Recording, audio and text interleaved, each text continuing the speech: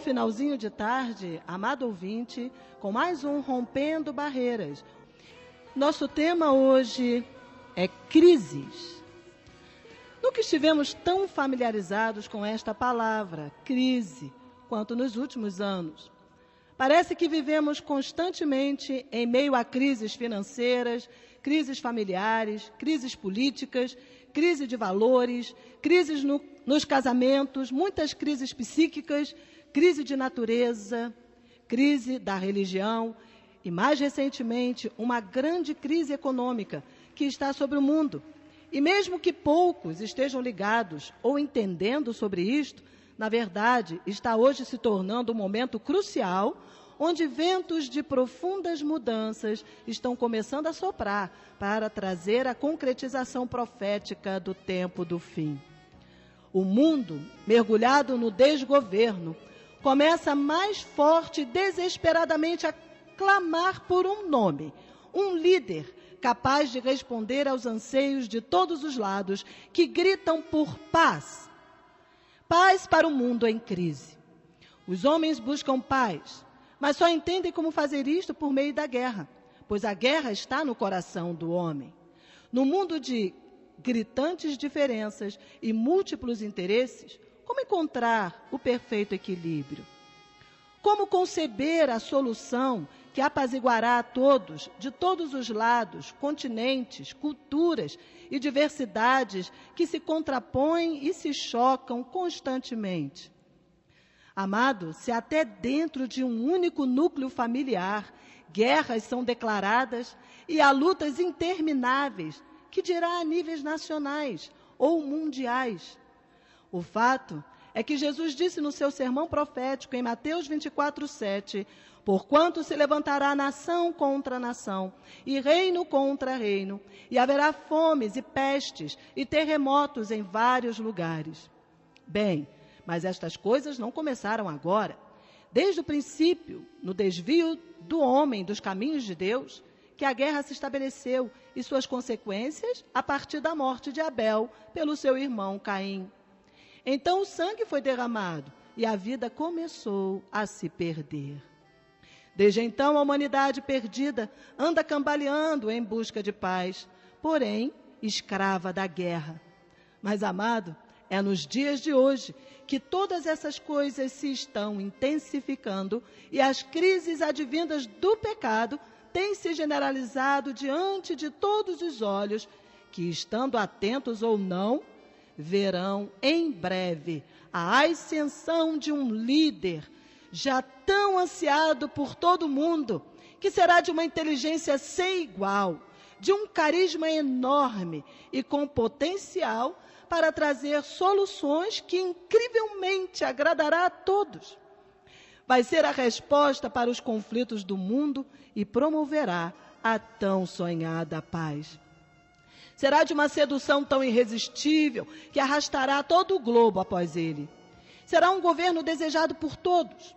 Vai enganar e hipnotizar grandes e pequenos por causa da angústia que assola já os corações e também vai fazer sinais espantosos diante do olhar de um mundo atônito e ávido para que seus problemas sejam resolvidos.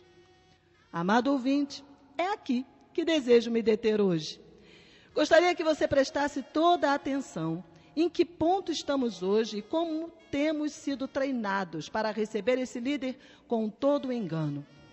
A Bíblia diz que, se possível, enganaria os próprios eleitos.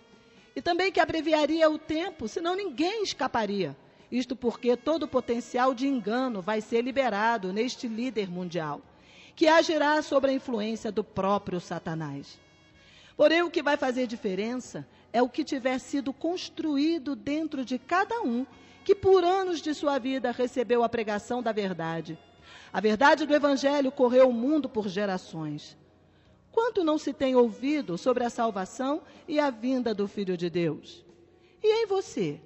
Quanto da verdade está arraigado dentro de você, amado? Você tem certeza que não será enganado?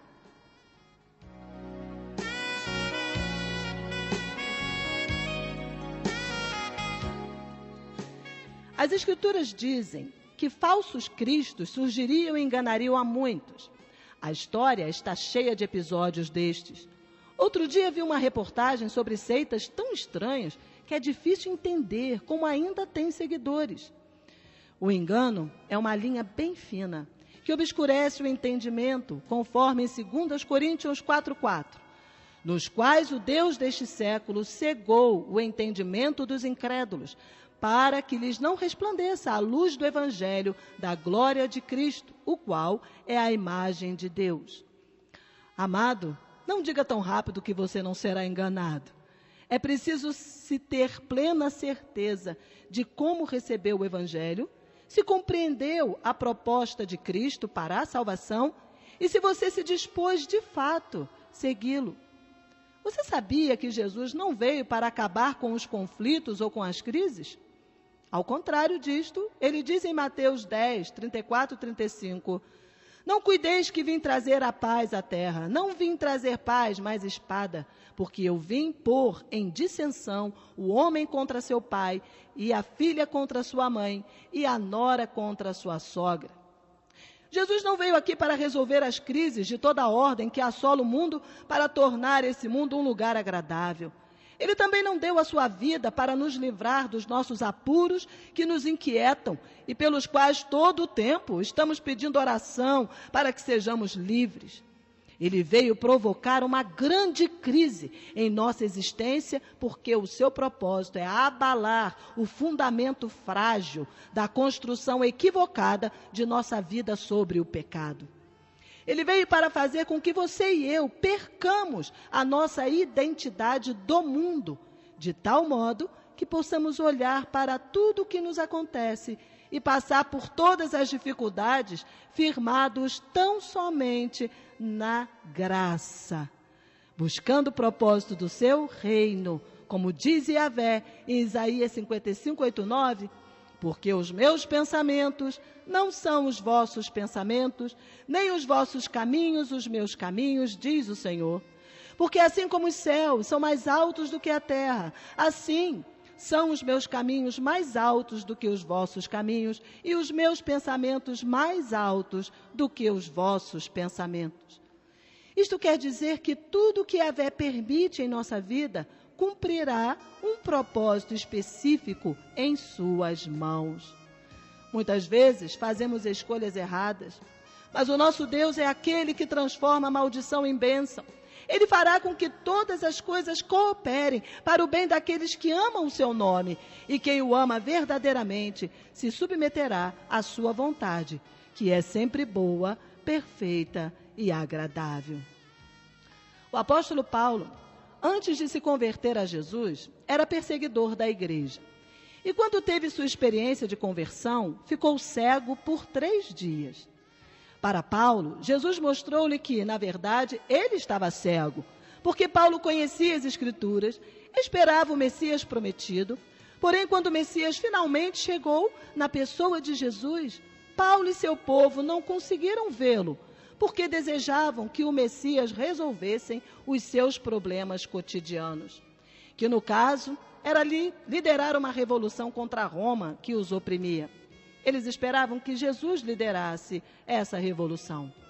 Não alcançaram o propósito maior de Deus ao enviar o Messias, que era gerar um novo homem, como diz em 1 de Pedro 1,3.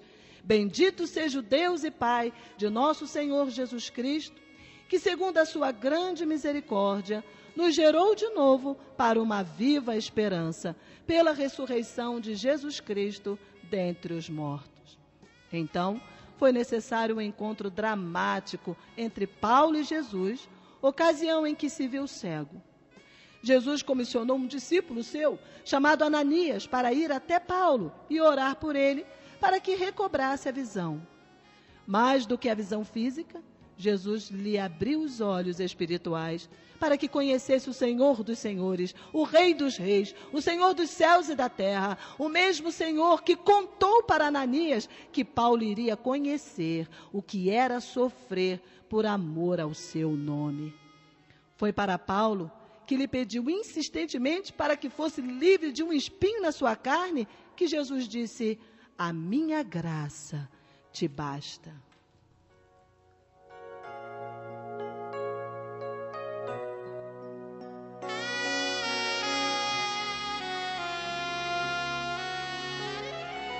Querido ouvinte, a expectativa equivocada de Paulo, antes de sua verdadeira conversão, é bem um retrato dessa geração atual que conhece sobre Jesus, até está no meio do seu povo, mas jamais desenvolveu qualquer intimidade com ele. E por isso hoje, o enfoque principal ao se buscar a Jesus tem sido que ele venha livrar dos espinhos da carne, retirar as pedras do caminho, livrar de toda situação que signifique alguma forma de desconforto. Poucos sabem, e muitos nem se preocupam em saber o que de fato significa esse novo homem que a Bíblia fala que Jesus veio gerar. O homem gerado pela palavra da verdade, que tem a essência de Deus e anda sobre as tribulações. E mesmo que as dificuldades persistam, vivem como se elas não existissem, porque são sustentados pela poderosa graça de Yahvé. Podem sorrir e se alegrar, louvam e adoram, servindo a Jesus. E sabe por quê? Porque estão seguros na promessa do mundo vindouro. Ouça Romanos 5, 1 e 2. Tendo sido, pois, justificados pela fé, temos paz com Deus, por nosso Senhor Jesus Cristo, pelo qual também temos entrada pela fé a esta graça, na qual estamos firmes e nos gloriamos na esperança da glória de Deus. Para isso, dentro de cada crente, Deus planta a viva esperança e nos diz em Romanos 12, 12, alegrai-vos na esperança, sede pacientes na tribulação, perseverai na oração. Aleluia, glória a Deus. O apóstolo Paulo conheceu e viveu a graça de Deus tão profundamente que chegou a nos ensinar em 2 Coríntios 4, 17 e 18, porque a nossa leve e momentânea tribulação produz para nós um peso eterno de glória muito excelente, não atentando nós nas coisas que se veem, mas nas que se não veem, porque as que se veem são temporais e as que se não veem são eternas. Glória a Deus. Que teus olhos hoje, amado ouvinte, se abra para ver e desejar o que é eterno. Isto quer dizer que a nossa busca não deve se concentrar naquilo que se vê. Porém, é exatamente isto que o povo está sendo ensinado hoje a buscar. As bênçãos temporais. E cada vez se torna mais cego para o nosso verdadeiro tesouro. Aquilo que é eterno e de que de verdade compreende o reino de Deus. Buscai primeiro o reino de Yahvé e a sua justiça.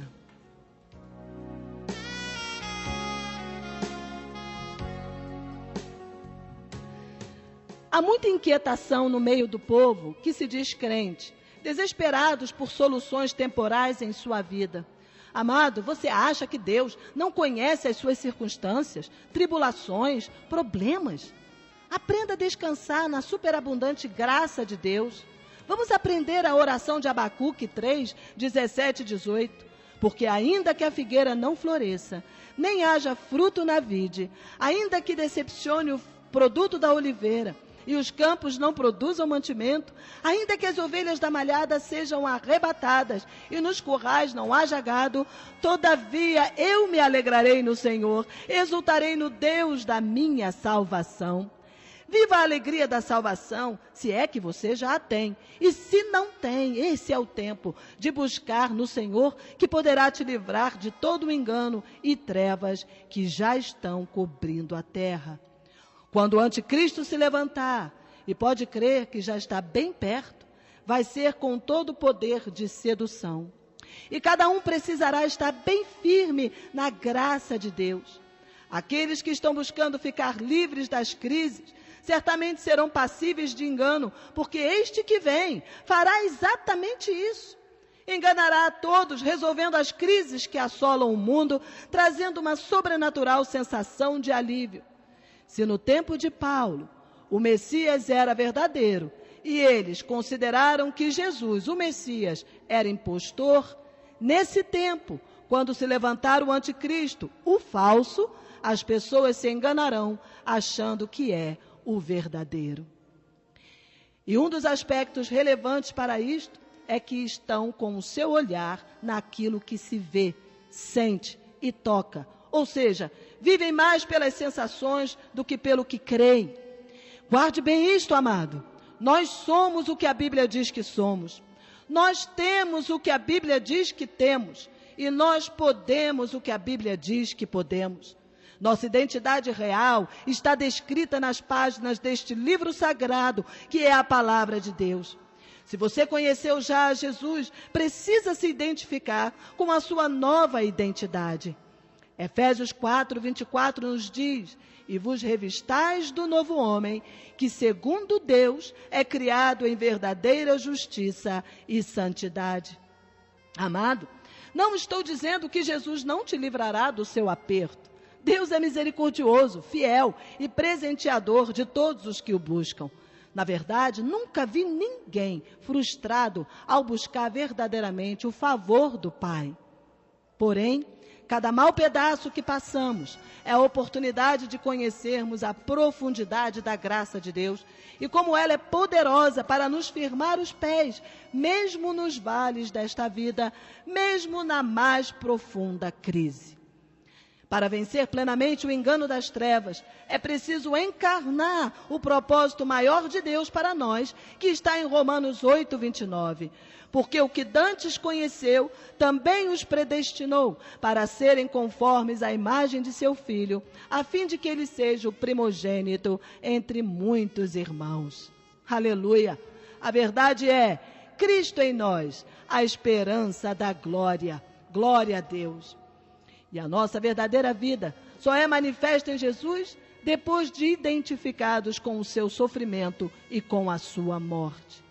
Colossenses 3:1-4 esclarece: portanto, se já ressuscitastes com Cristo, buscai as coisas que são de cima, onde Cristo está assentado à destra de Deus.